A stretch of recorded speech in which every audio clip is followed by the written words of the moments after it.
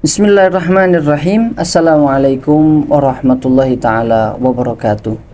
Pemirsa channel YouTube MZT Malang Raya dimanapun Anda berada, Alhamdulillah, di pertemuan di video kali ini kita akan melanjutkan kisah daripada sahabat Abu Hurairah radhiyallahu anhu wa ardhah, di mana sama-sama kita ketahui bagaimana perjuangan beliau dalam mempelajari ilmu dari baginda Nabi Muhammad, bagaimana sahabat Abu Hurairah berjuang dalam kelaparan, dan itulah memang yang biasa ataupun kebanyakan ditemukan di kalangan sahabat Kanjeng Nabi Muhammad Shallallahu Alaihi Wasallam. Namun tentunya perjuangan beliau tatkala beliau muda dan perjuangan beliau di awal-awal era beliau masuk Islam dan mengikuti Kanjeng Nabi Muhammad Shallallahu Alaihi Wasallam, tentunya tidak lama setelah itu, ketika Islam sudah tersebar luas ke berbagai penjuru negara di sekitar Arabia dan bahkan lebih dari sekitar Arab, maka tatkala di masa kekhalifahan Sayyidina Umar bin Khattab radhiyallahu anhu warḍah, Sayyidina Abu Hurairah diperintahkan dan diutus untuk menjadi gubernur di daerah mungkin secara geografis sekarang bisa kita kenal dengan sebutan negara Bahrain. Di negara Bahrain atau Bahrain ini beliau menjadi gubernur di sana sampai pada era masa kekhalifahan dari Sayyidina Muawiyah. Sayyidina Abu Hurairah kembali ke kota Madinah dan diutus untuk menjadi gubernur wali di kota Madinah. Dan beliau pun ketika menjadi seorang pemimpin, menjadi gubernur, orang nomor satu di kota Madinah yang hidup pada saat itu, beliau tidak lantas melupakan kezuhudannya. Beliau tidak lantas kemudian hidup berfoya-foya, bergelimang harta dan menikmatinya, tapi beliau mengikuti apa yang dicontohkan oleh baginda Nabi Muhammad Shallallahu Alaihi Wasallam. Beliau melakukan apa yang telah dicontohkan oleh para pendahulu beliau dari kalangan sahabat baginda Nabi Muhammad, sehingga beliau pun meskipun menjadi orang nomor satu saat itu di kota Madinah, beliau tetap hidup dalam kezuhudan yang penuh dengan kewaraan, sehingga beliau pun tidak jarang ditemui oleh para kaumnya, hidup bersama-sama dengan rakyat miskin jelata, dan beliau pun meskipun menjadi seorang pemimpin tidak pernah meninggalkan taklim, tidak pernah meninggalkan mengajar, tidak pernah meninggalkan kesibukan beliau dalam ilmunya pada setiap hari beliau. Sehingga kita kembali kepada kitab Suwar min Hayatis Sahabah ini, beliau dalam doanya sering kali mengucapkan alhamdulillahilladzi ja'alad dina qiwaman wa sayyara Aba Hurairah imaman. Segala puji bagi Allah yang telah menjadikan agama Islam ini sebagai pedoman dan patokan, dan alhamdulillah segala puji bagi Allah yang telah menjadikan Abu Hurairah seorang imam, seorang pemimpin di suatu negara, terlebih itu adalah negara di mana dahulu Rasulullah Shallallahu Alaihi Wasallam berhijrah dari kota Mekah menuju kota tersebut. Beliau tidak lupa terhadap hidupnya yang masa lalu. Beliau bukanlah seperti kebanyakan orang yang tatkala hidup dari kalangan bawah kemudian tatkala menjadi orang sukses menjadi lupa daratan. Beliau adalah seorang kacang yang tidak lupa terhadap lanjarannya, sebagaimana peribahasa pada orang-orang Jawa ataupun peribahasa Indonesianya. Beliau mengatakan sering mengingat-ingat pada masa kepemimpinan beliau di kota Madinah, nasya'tu yatiman, dulu aku tumbuh dalam keadaan yatim, wahajartu miskinan, dan aku berhijrah, dalam artian adalah aku belajar kepada Rasulullah, masuk Islam pun hidup penuh dengan kemiskinan. Wa kuntu ajiron, dan dahulu aku tatkala bisa bekerja, aku sebagai buruh daripada Busrah binti Ghazwan, seorang wanita yang bernama Busrah binti Ghazwan. Bi ta'amin batni, hanya dengan upah yang cukup untuk mengganjal perutku.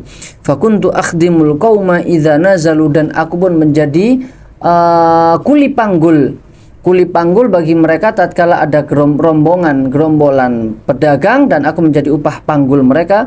Wa ahdu lahum idza raqibu, dan aku berjalan di belakang mereka, di belakang rombongan tersebut.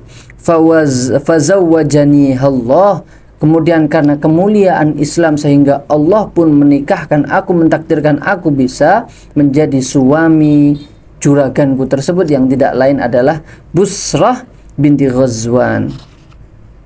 Dan kemudian sahabat Abu Hurairah radhiyallahu anhu sering tatkala ditemukan oleh para sahabat tatkala beliau menjadi pemimpin di kota Madinah, beliau meskipun memiliki banyak budak, beliau mengangkati kayu-kayu bakar ataupun membersihkan lingkungan yang ada di sekitar kota Madinah. Beliau pun juga wa kana yahmilul hatab ala dhahrihi li ahli baitihi, untuk keluarga beliau sendiri beliau turun di luar ataupun keluar di luar jam wajib beliau melayani masyarakat. Beliau pun ketika tidak ada permasalahan, semua masyarakat tenang, dan memang orang-orang Madinah saat itu di bawah kepemimpinan yang adil, jarang ditemukan permasalahan, sehingga beliau pun tidak jarang juga untuk turun mencari bahan bakar yang perlu dibakar sebagai kayu bakar untuk keluarga beliau. Waqad jama'a Abu Hurairah ila wafrati ilmihi wa samahati nafsihi tuqa wal wara. Beliau pun mengiringi dengan kehidupan beliau dengan penuh kewaraan, dengan kesabaran. Fakana yasumun nahar, setiap harinya beliau ketika siang berpuasa, wa yaqumu thulutsal lail. Nah, beliau mengajarkan, mencontohkan kepada kita bagaimana sebuah keluarga yang dibangun dengan hari-hari yang penuh dengan ibadah. Tatkala sahabat Abu Hurairah sudah menikah dan memiliki seorang putri dan memiliki anak-anaknya, beliau Abu Hurairah membagi setiap malamnya menjadi 3 bagian. Yaqumu thulutsail lail, beliau bangun, sahabat Abu Hurairah bangun di sepertiga malam. Jikalau dalam satu malam ini dibagi menjadi 3. Malam yang pertama beliau gunakan untuk beribadah. Kemudian setelah datang sepertiga malam yang kedua, sahabat Abu Hurairah beristirahat dan kemudian membangunkan istrinya, sehingga istrinya pun beribadah di sepertiga malam yang kedua. Setelah sampai di sepertiga malam yang terakhir, summa yuqidu zaujatahu fataqumu thulutsahu tsani, summa tuqidu hadhihi ibnataha fataqumu thulutsahul akhir. Kemudian istrinya membangunkan putri beliau, putri Abu Hurairah, sehingga setiap malamnya fakanatil ibadatu la tanqati'u fi baitihi tawalal lail. Sehingga setiap malam, sepanjang malam ini, rumah daripada sahabat Abu Hurairah selalu dihiasi dengan ibadah. Pertama diisi oleh Abu Hurairah sendiri, kemudian yang kedua diisi oleh istrinya, diramaikan, dihidupkan dengan ibadah, yang terakhir oleh putri beliau. Sehingga juga beliau seperti yang kita sampaikan tadi, beliau Abu Hurairah memiliki beberapa budak, tetapi beliau tidak pernah memanfaatkan tersebut, dan juga beliau selalu memuliakan budaknya. Sampai ada salah satu budak dari Zinjiyah, ini dari negara Sudan, salah satu suku dari negara Sudan. Budaknya ini menyiksa Abu Hurairah, bahkan menyakiti, berani melawan kepada keluarga sahabat Abu Hurairah, sehingga Abu Hurairah pun mencoba untuk memukul ataupun mencambuk si budak ini.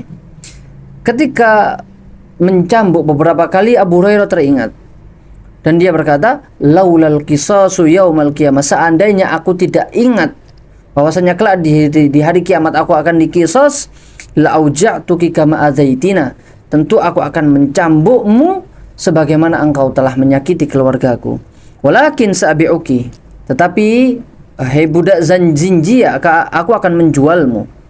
Mimman yuwafini samaniki, aku akan menjualmu kepada siapa yang bisa memberikan harganya untukku. Wa ana ahwaju ma akunu ila, dan aku lebih berharap, lebih butuh terhadap harga itu. Idhabi fa anti hurratun lillahi azza wajal. Pergilah kamu sekarang, dan aku mulai sekarang membebaskanmu karena Allah Subhanahu wa taala.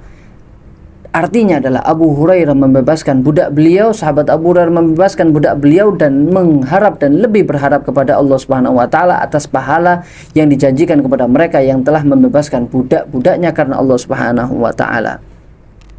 Di beberapa kisah yang lain, putri Abu Hurairah ini adalah, ya bisa kita kenal, putri daripada seorang, bisa kita ketahui putri seorang gubernur, putri seorang pemimpin, orang nomor 1 di kota Madinah. Jadi putri sahabat Abu Hurairah ini dikatai ataupun dicaci oleh teman-teman sebayanya, dikatakan tatkala mereka tidak menemukan atau tidak mendapati di tangan ataupun di telinga ataupun di leher putri Abu Hurairah ini perhiasan. Tidak berhias putri Abu Hurairah, tidak ada emas sama sekali yang menggantung pada diri putri Abu Hurairah. Kemudian teman-teman sebayanya mencaci, mengatai putri Abu Hurairah. Dan Abu Hurairah ayahnya berkata kepada putrinya, ya bunayyah, wahai putriku, quli lahunna, katakan kepada mereka, inna abi yakhsha alayya harral lahab. Ketika ditanya, kenapa laisa fiki la yuhalliki abuki bidzahab, qul lahun inna abi yakhsha alayya harral lahab. Katakan kepada mereka, wahai putriku, kepada teman-temanmu, ayahku takut jikalau aku dipakaikan perhiasan-perhiasan tersebut, takut khawatir akan hisab dan kemudian dimasukkan oleh Allah Subhanahu wa taala ke dalam panasnya api neraka. Dan bukan berarti Abu Hurairah mencegah anaknya tidak memberikan perhiasan untuk anaknya karena takut ataupun pelit kepada anaknya, bukan bakhil, tetapi Abu Hurairah adalah seorang yang sangat warok meskipun beliau itu memiliki banyak harta dan beliau adalah orang yang terkenal jawad, sangat dermawan di kalangan kaum muslimin saat itu.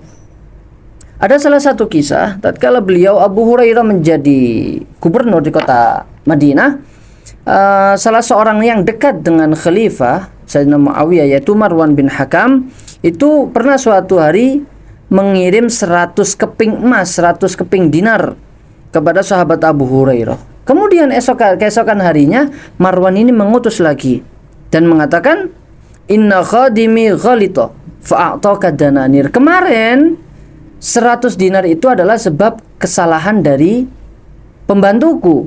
Wa ana lam urid kabiha, dan sebetulnya 100 dinar itu bukan untukmu wahai Abu Hurairah. Wa inna ma aradtu ghairaka, tetapi untuk orang lain. Fasukita fi yadi Abu Hurairah. Kemudian Abu Hurairah menyesal, sedih. Sedih bukan berarti karena uangnya bukan untuk Abu Hurairah. Sedih bukan karena Abu Hurairah tidak jadi mendapatkan 100 dinar, tetapi apa jawab Abu Hurairah? Wa qala akhrajtuha fi sabilillah wa lam yabit indi minha dinar. Tidak sampai menunggu besok, ketika aku mendapatkan itu darimu wahai Marwan bin Hakam, aku kemudian langsung mensedekahkan, membagikan semuanya dan tidak tersisa 1 dinar pun pada diriku. Fa idza kharaja ata'i fakhudha minhu. Abu Hurairah tidak memiliki sepeser dinar, 1 keping pun dinar untuk simpanan hari esok. Kemudian beliau mengatakan, jikalau nanti bagianku telah dikeluarkan, dibayarkan dari Baitul Mal, gajiku sebagai pemimpin dari Baitul Mal sudah keluar, maka ambillah gaji itu, kemudian berikan sebagai penutup, ambil gajiku sebagai penutup ganti 100 dinar yang telah aku bagikan ini. Ternyata Marwan bin Hakam tidaklah memberikan uang tersebut salah, tetapi Marwan bin Hakam hanya mengetes, menguji apakah betul ternyata Abu Hurairah yang dilakukan oleh Abu Hurairah dan yang dikenal oleh orang-orang bahwasanya Abu Hurairah adalah orang yang sangat dermawan. Ternyata betul mendapatkan 100 dinar tidak membuat sahabat Abu Hurairah silau, tidak membuat sahabat Abu Hurairah mendapatkan 100 keping emas kemudian terlupakan, lalai dengan hartanya, tapi semuanya itu kemudian tidak sepeser pun kemudian menginap dalam saku ataupun rumah Abu Hurairah, semuanya disedekahkan dan dibagi-bagikan di jalan Allah Subhanahu wa taala. Mudah-mudahan kita semuanya bisa meniru bagaimana sifat daripada sahabat Abu Hurairah radhiyallahu anhu warda. Dan masih banyak lagi keistimewaan bagaimana sifat mulia sahabat Abu Hurairah yang bisa kita teladani. Tetap ikuti channel YouTube MZT Malang Raya, dan insya Allah akan kita pelajari dan kita lanjutkan kisah daripada sahabat Abu Hurairah pada video selanjutnya. Wallahu musta'an alaihi tuklan. Assalamualaikum warahmatullahi wabarakatuh.